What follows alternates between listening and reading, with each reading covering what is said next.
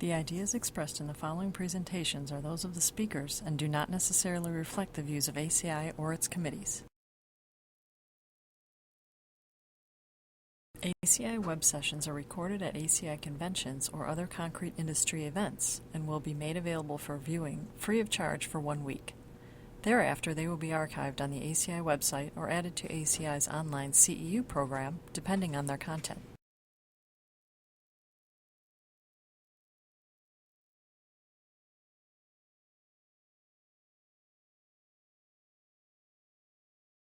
All right, thanks everyone for hanging in. That's the last day, and also not too many audience, but this is really good here that we have all this people who are still interested. So thanks for coming. Thanks, Kai, for putting all these interesting sessions. It's always great to have to present in one of your sessions. So thanks for all the offers that you're putting. So what I wanted to present today is a little bit different perspective on using UHPC. So that's basically the seismic design and performance of UHPC, bridge piers. And here we're by bridge piers, it's not only a connection between the column and the footing, or the column and beam, cap beam, but the full thing. Assuming now that UHPC is the mainstream and have a much lower price tag and everyone is using it. So if we were to use it to replace the conventional concrete, how would we benefit from this? So the main importance here, or the main motivation for this is that UHPC has this higher strengths, and for seismic design, it's always good to have this, to have a safer structure. And of course, with the high strengths, you can reduce your cross section. So you might have a smaller footprint for your bridges with all these traffic jams and all these growing traffics these days. Every square feet counts. So you can have a much smaller footprint for the bridge. The main thing also about UHPC is the durability. So now bridges are most of the old bridges were designed for a 50-year service life.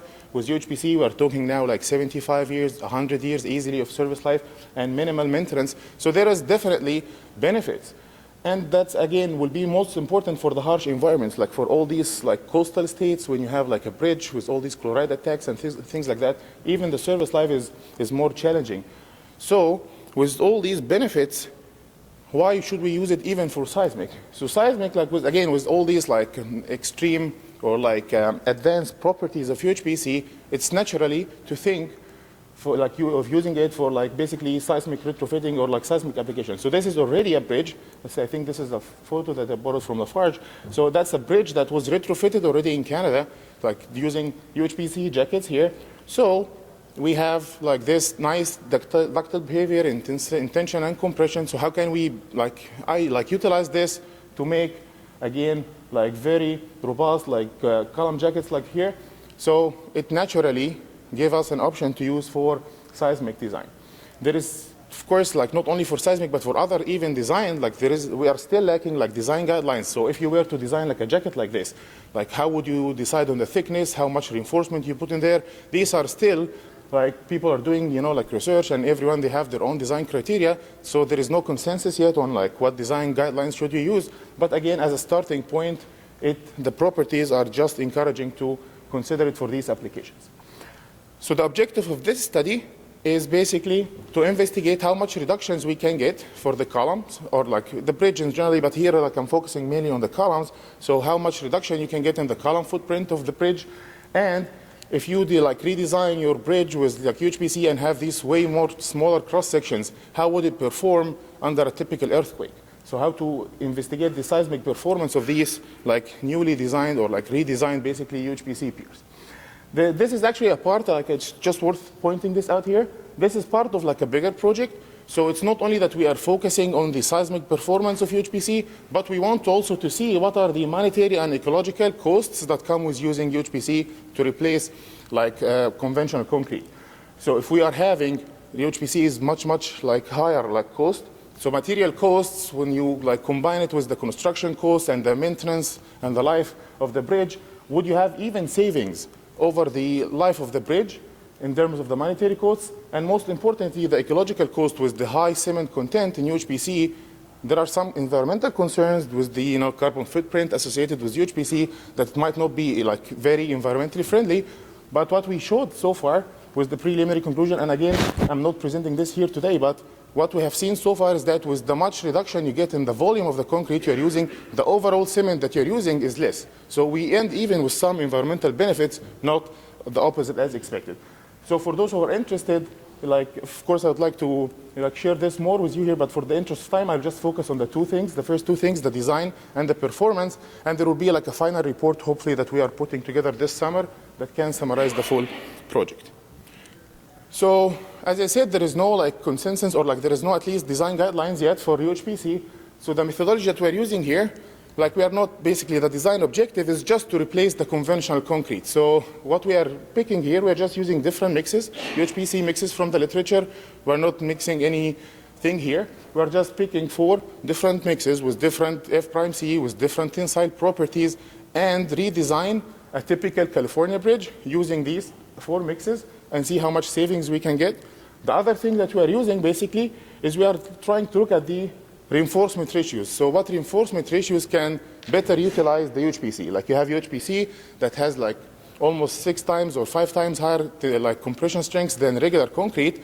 So if you just use the same reinforcement ratio as a regular concrete, you will never actually push the concrete to the failure. Like the ultimate strains for concrete, it's not like the 0.003 as in the conventional concrete design. So to push the UHPC, or not to push it, but to basically utilize it to the best you can, you might need higher reinforcement. This is again an issue for like a practical issue for like placing of concrete and congestion, but it's worth investigating to see again what would be the optimum reinforcement ratio to use with UHPC.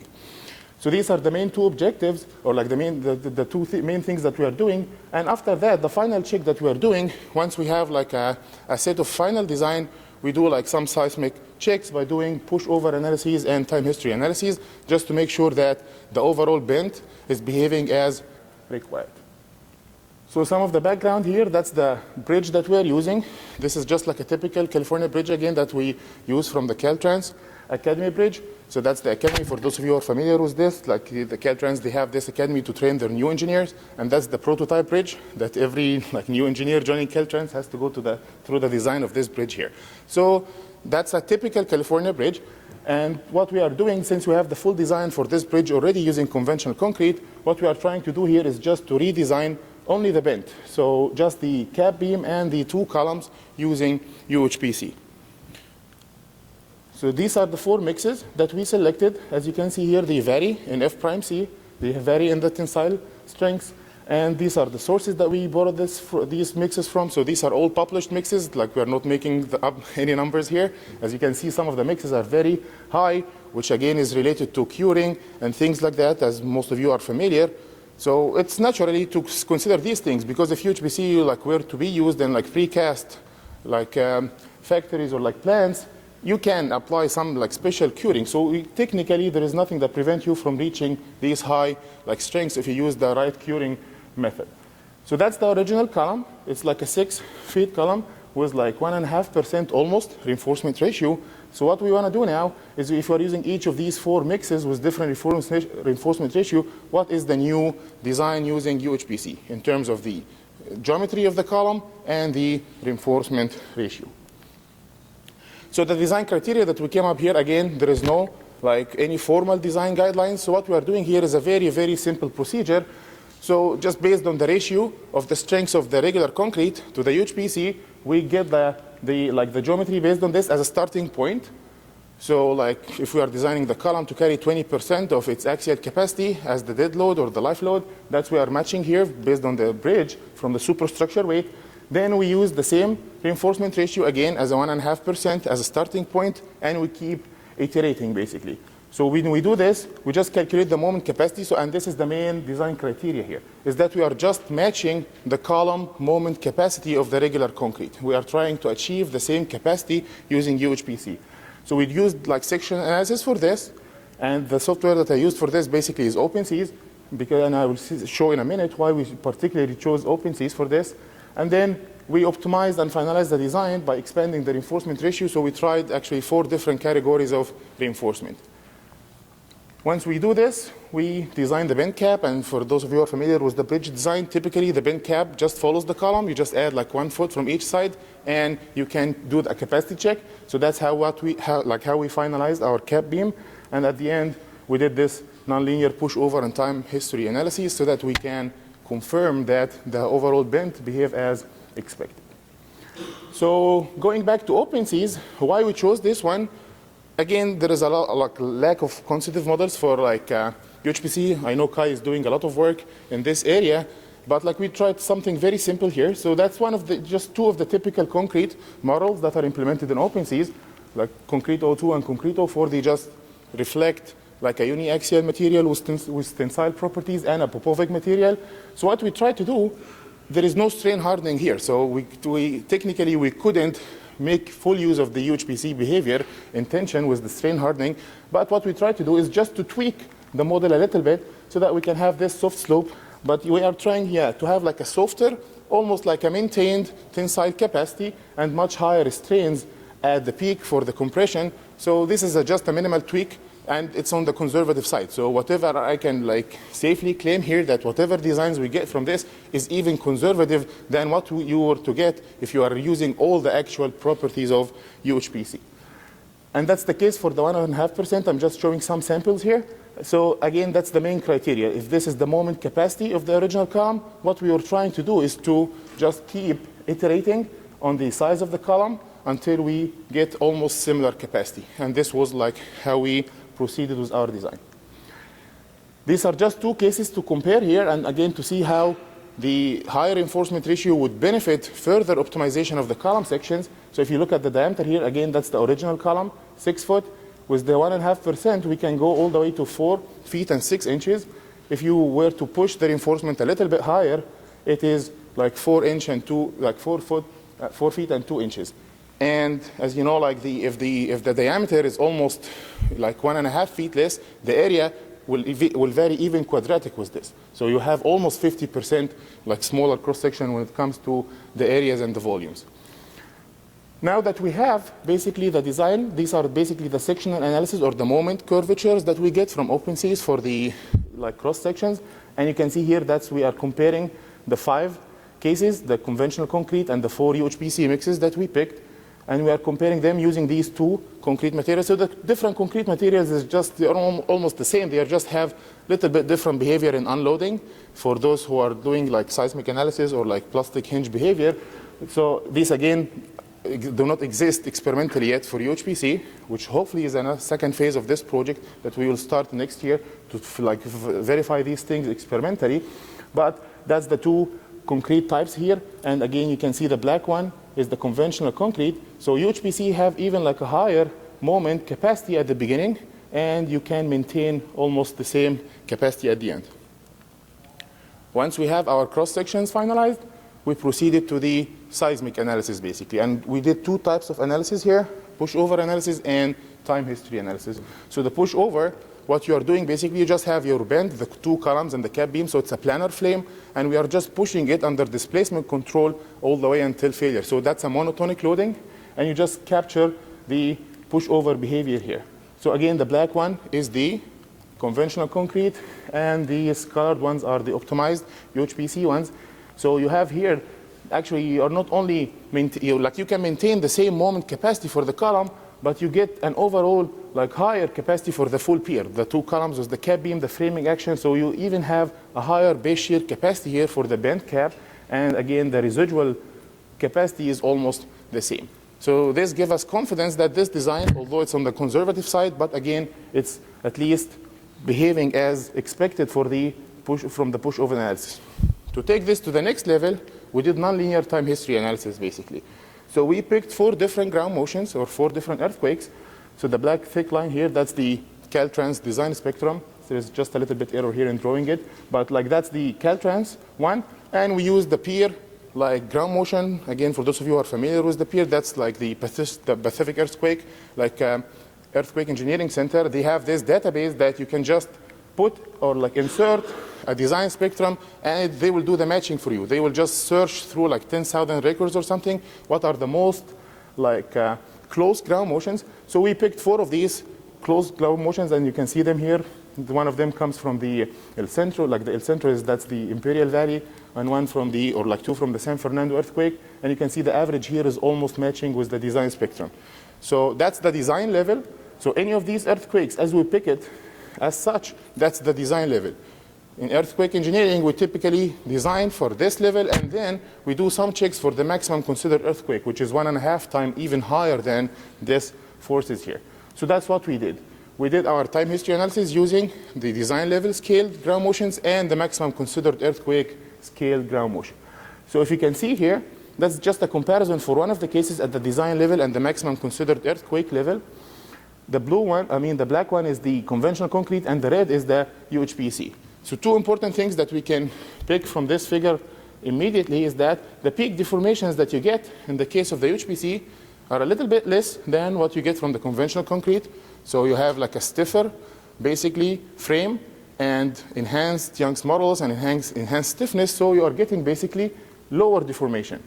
And the most important part, which really matters for the retrofit and even traffic shutdown decisions after earthquakes, is the residual displacement. So what we can see here is that like the ordinary concrete or the conventional concrete accumulated damage by the end of the earthquake, although you are still only at the design level, you didn't even go to the maximum considered level yet. Only at the design level, you still have all this residual displacement using the conventional concrete. With the UHPC, we almost have like zero damage basically at the end of the earthquake. When we take it to the maximum considered level, which is again is 1.5 times the design level, now the UHPC start having some failure, but again you can see that the residual displacement value is less than what you get from the concrete, and we tried just to keep the analysis running for a few seconds past the earthquake so that you can capture the real residual displacement, and it's not just you're reading one of those harmonic cycles or anything. The same observation still valid. You have less peak deformations here in the case of UHPC. So this is another way of looking at the analysis. That's the force deformation, or that's the hysteresis curve that we call. That is basically the energy, reflects the energy dissipation for the full frame. What's in red again is the UHPC, and this is just one of the cases, which is the 21 KSI. That's the typical, I think, range for UHPC. We still don't have consensus on the definition, I think, but that's the, I know Tess likes to have this definition as soon as possible. So once we have the definition, we can tell exactly what's the really KSI that we want to limit our UHPC to. So I'm just using here one of the typical cases, which is the 21. And as you can see, the red one here, it's you can see that the curve is a little bit shifted, which means that it's stiffer. So it's not only you can tell from the deformation values, but you can see the overall behavior is stiffer here. That's because of the enhanced characteristics of UHPC. This is just the summary of the results. We did this for all the earthquake cases and for all the UHPC cases and for all even the different reinforcement ratio cases. So we run this analysis almost, 100 times or something for the different cases. And this is just some summary for, again, UHPC2, which is the 21 KSI. And you can see we looked at the maximum displacements, the residual displacements, the maximum base shear, and the ductility demand. So I'm just showing the residual displacement here. Again, this is just one of the key things that we look at after earthquakes. And what you have here in black is what you get from the conventional concrete, like bridge, and all the colored one are the UHPC, the different ones for the different earthquakes. So we can tell that the residual displacement is always consistently slow, except for one or two cases, but it's overall, you have the same observation that you have way less residual displacement at the end of the earthquake, and that's the design level. It's even better when it comes to the maximum considered earthquake. So for the maximum considered earthquake, if we look just at the residual displacement, you will see again that the UHPC have way less residual displacement, and maximum considered earthquakes, these are very large scale earthquakes. And you have here less residual displacement. So with this, I would like just to point out some conclusions here, and I would say these are still, I would call them preliminary conclusions because there is no experimental evidence yet. We are just using conservative analytical model to capture the seismic behavior of UHPC. If again, it's conservative from my perspective, maybe it will turn out it's very close to the reality, maybe it's wrong. We need a test to verify this, and hopefully I'll be doing this test over the few months or so. So some of these preliminary conclusions is that you can, when it comes to the reduction that you can have in your cross sections, the diameter can be as small as 36%, and the overall volume can be almost 50% less. So you're using almost half the concrete that you're using for the conventional concrete, if you're using conventional concrete.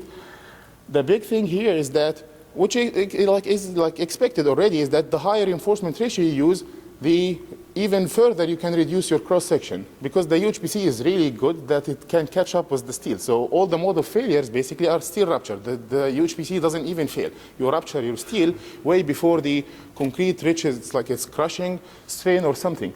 So we need higher reinforcement ratios. But to avoid these practical issues, there is a very big potential in using maybe high-strength steel. If we're using grade 80 or grade 100 steel, you can use the same number of rebars and you have almost double capacity or something. Like if you compare grade 60 to grade 100, you can definitely use the same reinforcement ratio and almost get double the steel effect. So this is again something that we will be looking at experimentally at UNR very soon.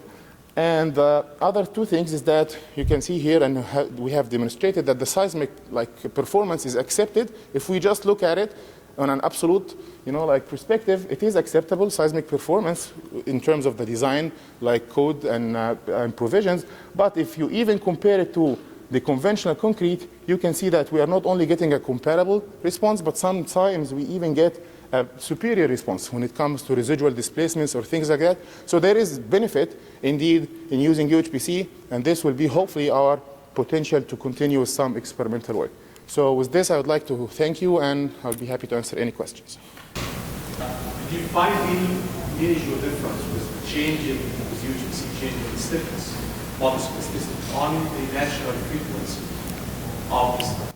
So yeah, that's an excellent question. So basically what we are doing is that what we are using here, we are using the same mass of the superstructure. So the bend, what we are changing, we are just using columns with lower cross-section, but the stiffness is overall higher, and the mass, we didn't change the mass because we are assuming that we are using the same superstructure. So we didn't really see that much difference.